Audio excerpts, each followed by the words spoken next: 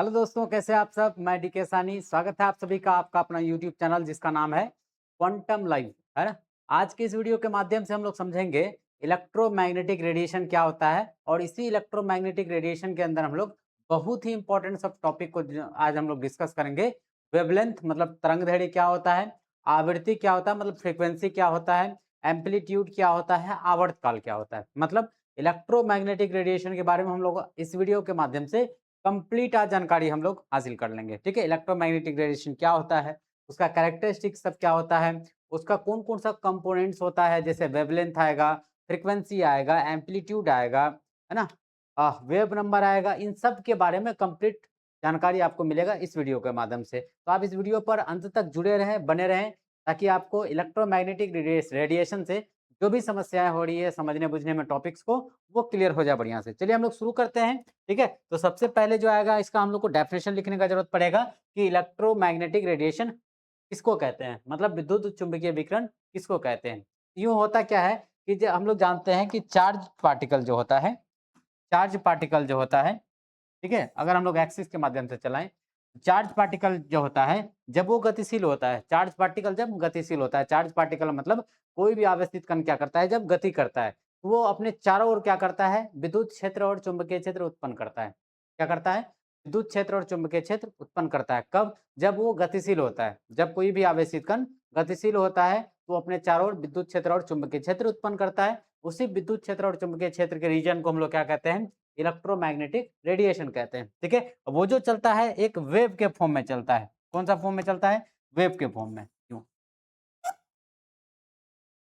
इस तरह से वेव के फॉर्म में चलेगा। ठीक है, और दूसरा अगर हम लोग लें, दूसरा अगर ले हम लोग दूसरा अगर ले हम लोग इस तरह से चलेगा।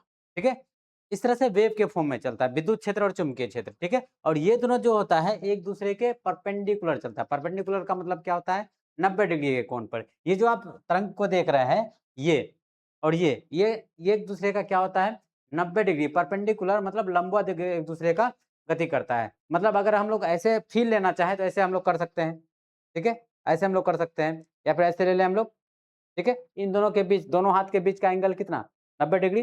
तो ये दोलन गति करता है। दोलन गति किस तरह से करता हुआ चलेगा, ऐसे ऐसे करते हुए चलेगा, धर धर धर धर धर करके बढ़ते जाता है। तो दोनों का के बीच का एंगल कितना होता है, 90 डिग्री। इस तरह से दोलन गति करता हुआ चार्ज पार्टिकल क्या होता है, आगे बढ़ता है, जिससे हम लोग का क्या जनरेट होता है, इलेक्ट्रोमैग्नेटिक रेडिएशन जनरेट होता है। ठीक है, तो हम लोग इसको नाम दे सकते हैं, ये जो हम लोग वेव बनाए, ये जो वेव बनाए, इनके बीच का एंगल कितना होगा बच्चों, 90 डिग्री। अगर हम लोग इसको ड्रॉ कर लें, पहले आपको समझ में बेहतर ढंग से आ जाएगा। ये हम लोग ले लेते हैं, ड्रॉ कर लेते हैं।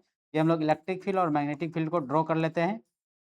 ठीक है, ध्यान रखेंगे इन दोनों के बीच का जो एंगल होगा, है ना, इसको मान लेते हैं हम लोग मैग्नेटिक फील्ड है। ठीक है, मैग्नेटिक फील्ड मतलब चुंबकीय क्षेत्र का दिशा उधर ले लेते हैं, और उधर ले लेते हैं हम लोग इलेक्ट्रिक फील्ड को। इलेक्ट्रिक फील्ड को क्या करते हैं, वेक्टर ई से हम लोग डिनोट करते हैं, और मैग्नेटिक फील्ड को क्या करते हैं हम लोग, वेक्टर बी से हम लोग डिनोट करते हैं। ये हम लोग का कौन सा पॉइंट हो गया, ओरिजिन हो गया, जिसका कोऑर्डिनेट कितना, 0 0। एक्सिस को अगर दिखाना चाहे तो इसको हम लोग ले सकते हैं वाई एक्सिस, और इसको क्या दे दें हम लोग, वाई डैश दे देंगे। ठीक है, और ये जो हम लोग देख रहे हैं, ये जो देख रहे हैं, इन दोनों के बीच का जो एंगल होगा, इन दोनों के बीच का जो एंगल होगा वो कितना डिग्री होगा बच्चों, 90 डिग्री। ठीक है, मतलब विद्युत क्षेत्र और चुंबकीय क्षेत्र और विद्युत क्षेत्र के बीच का एंगल क्या होगा, 90 डिग्री। ये सवाल काफी बार पूछा जा चुका है कि इलेक्ट्रोमैग्नेटिक रेडिएशन में विद्युत क्षेत्र और चुंबकीय क्षेत्र के बीच का एंगल कितना होता है। तो ऐसे याद रख लेंगे, ऐसे याद कर लेंगे, आपको समझ में आ जाएगा। इनके बीच में, इस हाथ के बीच में और इस हाथ के बीच का एंगल कितना होगा, 90 डिग्री। मतलब लंबवत एक दूसरे का क्या करता है बच्चों, इस तरह से दोलन गति करता हुआ ये आगे बढ़ता है। ठीक है, तो विद्युत क्षेत्र और चुंबकीय क्षेत्र के बीच का एंगल कितना होता है, वो होता है 90 डिग्री। 90 डिग्री अगर नहीं दिया तो वो सिंपल आपसे पूछेगा लंबवत होता है। ठीक है, ऑप्शन में दिया हुआ है लंबवत। और ये जो आप देख रहे हैं, सबसे ऊपर का जो पॉइंट होता है और सबसे नीचे वाला जो पॉइंट होता है, ये एकदम अहम है। सबसे ऊपर वाला पॉइंट को हम लोग नाम देते हैं, ये सबसे ऊपर वाला पॉइंट है, इसको नाम देते हैं हम लोग क्रेस्ट। क्या नाम देते हैं, क्रेस्ट। और या इसी को हम लोग लिखते हैं हम लोग शीर्ष। क्या लिखते हैं हम लोग, इसको शीर्ष लेते हैं। ठीक है, क्या लिखते हैं, शीर्ष। मतलब तरंग जो जितना ऊपर तक जाएगा, ठीक है, ये जो वेव है, वेव का जो मैक्सिमम हाइट होगा, मैक्सिमम हाइट का जो पिक पॉइंट होगा, पिक पॉइंट मतलब सबसे ऊंचा वाला जो जगह होगा, सबसे ज्यादा, जहां तक सबसे ज्यादा हाइट पर गया होगा, उसको हम लोग क्या कहते हैं, इस पॉइंट को नाम देते हैं क्या, शीर्ष। क्या देते हैं, शीर्ष। और नीचे वाला जो पॉइंट होता है ये वाला, मतलब तरंग जो जितना गहराई तक जाएगा, नीचे तक जाएगा, उसको कहते हैं हम लोग ट्रफ। क्या कहते हैं हम लोग? ठीक है। और इसको हम लोग हिंदी में नाम बोलते हैं हम लोग गर्त। क्या कहते हैं इसको? गर्त। तो ये वाला देखिए, ये वाला पोजीशन, ये वाला पॉइंट क्या हुआ? वेव का मैक्सिमम हाइट, ये भी वेव का मैक्सिमम हाइट हो गया हम लोग का। ये जो पिक पॉइंट है इसको हम लोग क्या कहेंगे? सबको कहेंगे क्रेस्ट कहेंगे, शीर्ष कहेंगे। ये जो नीचे वाला पॉइंट है इनको क्या कहेंगे हम लोग? गर्त कहेंगे। क्या कहेंगे? गर्त। या फिर आप अंग्रेजी में क्या कर सकते हैं? इसको ट्रफ कहेंगे। और ये जो हम लोग देख रहे हैं दो शीर्ष, ये जो ये भी शीर्ष है हम लोग का, ये शीर्ष है, और ये क्या है बच्चों? गर्त है। तो कोई भी दो लगातार शीर्ष या गर्त के बीच का दूरी, मतलब यहाँ से ये वाला पॉइंट ले सकते हैं और ये वाला पॉइंट ले सकते हैं, इन दोनों के बीच का जो डिस्टेंस होता है यहाँ से यहाँ तक का डिस्टेंस, इसको हम लोग कहते हैं तरंग दैर्ध्य। क्या कहते हैं? तरंग दैर्ध्य, जिसको हम लोग वेवलेंथ कहते हैं अंग्रेजी में। क्या कहते हैं इसको अंग्रेजी में? वेव लेंथ कहते हैं। क्या कहेंगे इसको? वेवलेंथ कहते हैं। मतलब दो शीर्ष का बीच का दूरी, या हम लोग बोल सकते हैं दो गर्त के बीच का दूरी को हम लोग क्या कहते हैं? तरंग दैर्ध्य कहते हैं। कोई भी दो शीर्ष या दो गर्त ले सकते हैं, इन दोनों के बीच का दूरी को भी क्या कह देंगे हम लोग? तरंग दैर्ध्य कह देंगे। इन दोनों शीर्ष के बीच का दूरी को क्या कह देंगे? तरंग दैर्ध्य कह देंगे। ठीक है, यहाँ तक समझ में आया? उसके बाद ये जो हम लोग का मैक्सिमम हाइट तक जा रहा है तरंग, मतलब जितना मैक्सिमम हाइट तक जा रहा है, ये जो हाइट है इसको कहते हैं हम लोग एम्पलीट्यूड। क्या कहते हैं हम लोग? एम्पलीट्यूड कहते हैं। इसको क्या लिखेंगे? एम्पलीट्यूड कहते हैं। हिंदी में कहते हैं इसको आयाम। क्या कहते हैं इसको? आयाम। हम लोग सबका डेफिनेशन को एकदम बारीकी से, इसको ये जो मैक्सिमम हाइट है या फिर कोई भी तरंग वेव जो है जितना मैक्सिमम गहराई तक जाएगा, जितना गहराई है, जितना गहराई या जितना ऊंचाई तक हाईएस्ट जाएगा, उस हाइट को ही हम लोग क्या कहते हैं? एम्पलीट्यूड कहते हैं। क्या कहते हैं उसको? एम्पलीट्यूड। और एक वर्ड आएगा इसमें फ्रीक्वेंसी। क्या आएगा? फ्रीक्वेंसी। और एक आएगा वर्ड इसमें क्या? फ्रीक्वेंसी। फ्रीक्वेंसी क्या होता है? तो ये जो हम लोग का विद्युत क्षेत्र और चुंबकीय क्षेत्र है, विद्युत क्षेत्र और चुंबकीय क्षेत्र है, अभी क्या बताएं कि विद्युत क्षेत्र और चुंबकीय क्षेत्र एक दूसरे पर क्या करता है? एक दूसरे के लंबवत क्या करता है? दोलन गति करता है। दोलन गति करना मतलब कि वाइब्रेट करता है। वाइब्रेट मतलब क्या? कंपन करता है। तो फ्रीक्वेंसी हम लोग कहते हैं कि एक सेकेंड में वेव जो है कितना बार वाइब्रेट करता है, मतलब रेडिएशन कितना बार, तरंग जो है कितना बार कंपन करता है, उसी को हम लोग क्या कहते हैं? फ्रीक्वेंसी कहते हैं। वैसे डेफिनेशन के भी माध्यम से हम लोग समझेंगे। अभी ओवरऑल हम लोग समझेंगे कि जब कोई आवेशित कण को क्या, आवेशित कण क्या करता है? गति करता है, तो वो अपने चारों ओर क्या करता है? विद्युत क्षेत्र और चुंबकीय क्षेत्र उत्पन्न करता है। उसी विद्युत क्षेत्र और चुंबकीय क्षेत्र को हम लोग नाम क्या देते हैं? इलेक्ट्रोमैग्नेटिक रेडिएशन नाम देते हैं। क्या देते हैं नाम? इलेक्ट्रोमैग्नेटिक रेडिएशन नाम देते हैं। जिसमें विद्युत क्षेत्र और चुंबकीय क्षेत्र के बीच का एंगल कितना होता है? 90 डिग्री होता है। और ये दोनों जो एक दूसरे के साथ जो गति करता है, वो कौन सा गति करता है? याद रखेंगे, दोलन गति करता है। ठीक है। और ये जो मैक्सिमम हाइट तक जाता है उसका पिक पॉइंट को कहते हैं हम लोग शीर्ष, और मैक्सिमम गहराई जो होता है वेव का, उसको हम लोग क्या कहते हैं? गर्त कहते हैं। क्या कहते हैं? गर्त कहते हैं। दो लगातार शीर्ष या दो लगातार गर्त के बीच का दूरी को हम लोग क्या कहते हैं? तरंग दैर्ध्य कहते हैं। ठीक है। और कोई भी वेव जो है, कोई भी तरंग जो है एक सेकेंड में कितना बार वाइब्रेट करता है, कितना बार कंपन करता है, उसी को हम लोग क्या कहते हैं? फ्रीक्वेंसी करते हैं, जिसको हम लोग हिंदी में क्या कहते हैं? आवृत्ति। क्या कहते हैं? आवृत्ति। तो चलिए हम लोग इसको सेपरेटली हम लोग डिस्कस करते हैं। चलिए इसका सबसे पहले कैरेक्टरिस्टिक देखते हैं कि कैरेक्टरिस्टिक विद्युत चुंबकीय विकिरण का क्या क्या होता है। तो पहला है, देखिए, इसके गति के लिए किसी भी माध्यम की आवश्यकता नहीं होती है, अर्थात ये निर्वात में भी, मतलब वैक्यूम में भी क्या कर सकता है? गति कर सकता है। कौन गति कर सकता है? तो इलेक्ट्रोमैग्नेटिक रेडिएशन के लिए, मैग्नेटिक रेडिएशन को गति करने के लिए किसी भी माध्यम की जरूरत नहीं होती है। जहां माध्यम ना भी होगा, अर्थात हम लोग बोल सकते हैं निर्वात भी होगा, वहां भी क्या कर देगा? ये गति कर जाएगा। ठीक है, गति करेगा। अगला है हम लोग का सेकंड, इसका स्पीड जो होता है वो लगभग होता है प्रकाश के स्पीड के बराबर। ठीक है। और प्रकाश का स्पीड कितना होता है? वेग कितना होता है?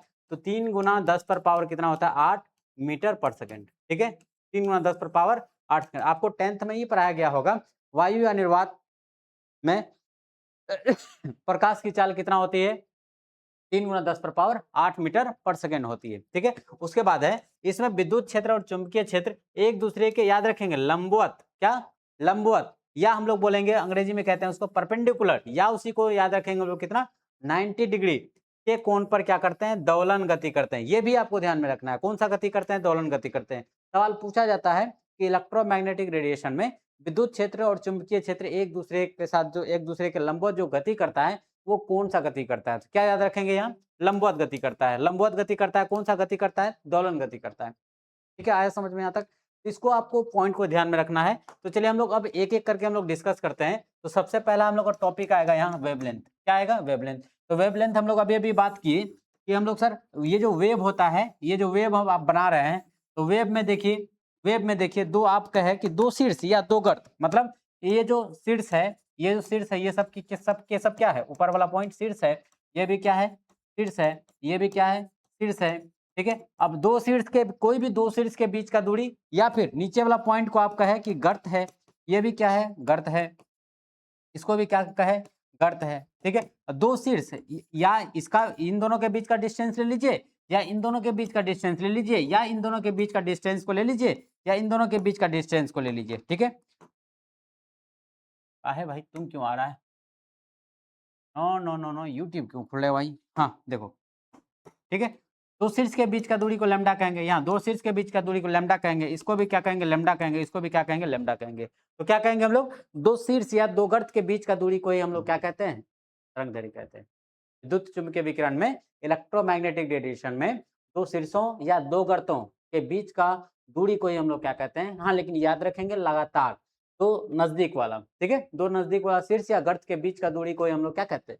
तरंगदैर्घ्य कहते हैं। और तरंगदैर्घ्य को जो हम लोग सूचित करते हैं वो किससे करते हैं? लैम्डा से करते हैं। किससे करते हैं? लैम्डा से। इसको लिखा हुआ है कि इसे हम लोग किससे सूचित करते हैं? लैम्डा द्वारा सूचित करते हैं। जहां हम लोग लैम्डा बराबर हम लोग फॉर्मूला लिख सकते हैं। फॉर्मूला क्या लिखेंगे? अर्थात हम लोग लैम्डा बराबर फॉर्मूला होता है सी बाय न्यू। इसको क्या पढ़ते हैं हम लोग? न्यू। न्यू मीन्स क्या है? ये हम लोग का फ्रीक्वेंसी है। क्या है? फ्रीक्वेंसी है। वेयर लिख सकते हैं, वेयर सी बराबर है हम लोग का speed of light, speed of light है ना, स्पीड ऑफ लाइट कितना? 3 गुना 10 पर पावर 8 मीटर पर सेकेंड। और न्यू है हम लोग का फ्रीक्वेंसी। क्या है? फ्रीक्वेंसी। न्यू क्या है हम लोग का? फ्रीक्वेंसी है, जिसको हम लोग हिंदी में क्या कहते हैं? आवृत्ति। आवृत्ति। ठीक है, ये क्या हो गया? प्रकाश का, प्रकाश की चाल। ठीक है, प्रकाश की चाल। ठीक है, और ये लैम्डा को हम लोग क्या कहें? वेवलेंथ। Wave length. आप इसको लिख सकते हैं क्या हिंदी में? तरंगदैर्घ्य। क्या लिखेंगे इसको? तरंगदैर्घ्य। और एक बात है इसमें, एक तो फॉर्मूला आपको याद रखना है, लैम्डा इक्वल्स टू क्या होता है? सी बाय लैम्डा। और इसी का अगर हम लोग ये निकालना चाहें कि सर इसका आप एसआई यूनिट भी कभी कभी पूछा जाता है, तो एसआई यूनिट हम लोग कैसे निकालेंगे? देखिए एसआई यूनिट कैसे निकालेंगे बच्चों? एसआई यूनिट पूछेगा या फिर सीजीएस में अगर यूनिट पूछेगा, तो लैम्डा इक्वल्स टू हम लोग के पास में क्या आया? सी का सी बाय न्यू। अब देखिए c metre per second, SI में अगर न्यू मतलब स्पीड ले रहे हैं तो मीटर,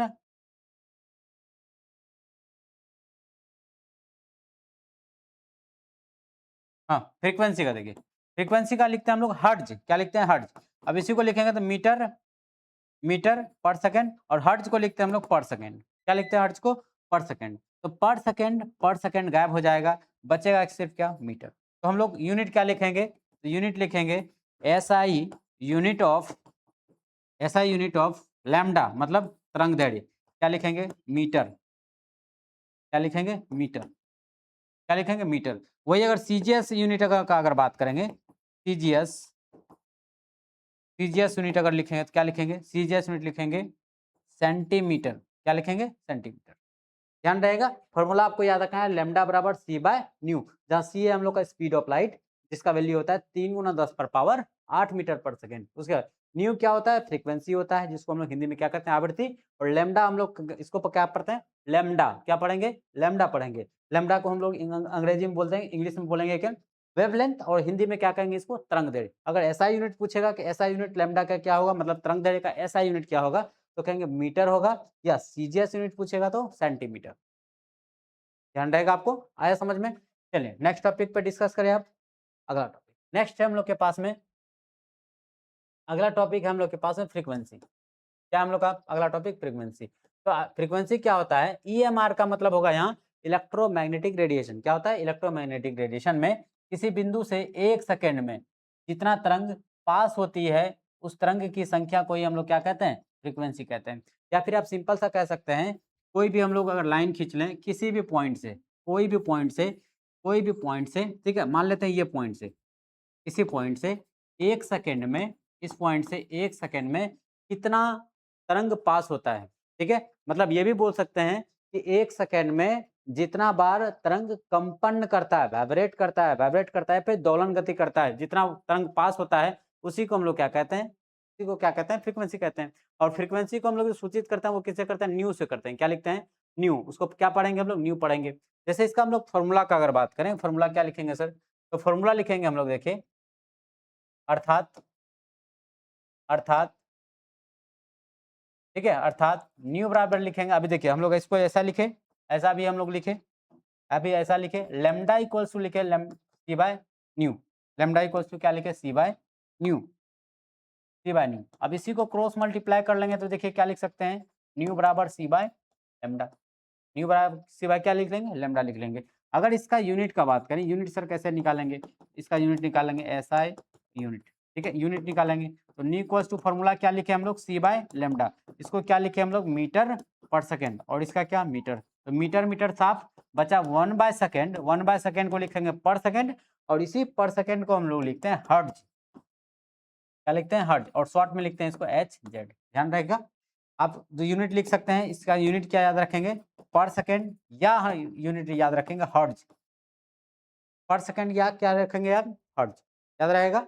पूछेगा न्यू, मतलब न्यू का मतलब क्या, फ्रीक्वेंसी का एसआई मात्रक क्या होता है, कहेंगे पर सेकेंड, या मैक्सिमम जगह में आपको क्या मिलेगा, हर्ट्ज मिलेगा, क्या मिलेगा, मैक्सिमम जगह में हर्ट्ज मिलेगा। तो आपको विशेष तरीके से आपको ध्यान में रखना है, पहला कि डेफिनेशन फ्रीक्वेंसी का क्या याद रखेंगे, इलेक्ट्रोमैग्नेटिक रेडिएशन में 1 सेकंड में किसी बिंदु से कितना तरंग पास होती है, इसी को हम लोग क्या कहते हैं, फ्रीक्वेंसी कहते हैं। फ्रीक्वेंसी का फॉर्मूला क्या हो जाएगा, न्यू बराबर सी बाय लेमडा, क्या हो जाएगा, न्यू बराबर सी बाय लेमडा। और एसआई यूनिट का अगर बात करेंगे तो न्यू बराबर लिखे C by lambda, C speed को हम लोग लिखते हैं मीटर पर सेकेंड, और लेमडा क्या था, दो बिंदु के बीच का दूरी था मीटर, मीटर में मापेंगे, मीटर मीटर साफ हो जाएगा, बचेगा 1/सेकेंड, 1/सेकेंड को लिख सकते हैं हम लोग पर सेकेंड, और इसी पर सेकेंड को लिखते हैं हम लोग क्या, हर्ट्ज, क्या लिखते हैं, हर्ट्ज।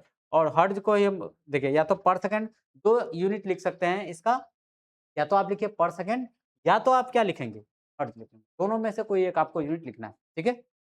आगे नेक्स्ट चलें, नेक्स्ट अगला है हम लोग के पास में वेव नंबर। क्या है वेव नंबर, वेव नंबर क्या होता है, तरंग दैर्ध्य का व्युत्क्रम को ही हम लोग क्या कहते हैं, वेव नंबर कहते हैं। और वेव नंबर को हम लोग न्यू बार से सूचित करते हैं, क्या करते हैं, न्यू बार से सूचित करते हैं। और अर्थात न्यू बराबर हम लोग लिखेंगे, न्यू बार बराबर लिखेंगे 1/लेमडा, ठीक है, 1/लेमडा, तरंग दैर्ध्य का व्युत्क्रम को ही हम लोग क्या कहते हैं, ठीक है। और इसी को अगर हम लोग लिखेंगे ऐसा यूनिट, अगर इसका लिखना चाहेंगे एसआई यूनिट, एसआई यूनिट लिखेंगे, क्या लिखेंगे, देखिए lambda sorry nu bar equals to लिखे हम लोग क्या, 1/लेमडा, तो लेमडा को हम लोग मीटर में मापते हैं, 1/मीटर, तो इसी को लिखेंगे हम लोग क्या, पर मीटर, क्या पढ़ेंगे इसको, पर मीटर, याद रहेगा। वेवलेंथ के व्युत्क्रम को ही हम लोग क्या कहते हैं, वेव नंबर कहते हैं, ठीक है। इसको लिखेंगे न्यू बार से हम लोग सूचित करते हैं, न्यू बार इक्वल्स टू 1/लेमडा, ऐसा यूनिट अगर लिखेंगे न्यू बार इक्वल्स टू 1/लेमडा, और लेमडा का यूनिट होता है, वेवलेंथ का यूनिट क्या होता है, मीटर, मीटर को पलटी मारेंगे क्या हो जाएगा, पर मीटर। आया समझ में।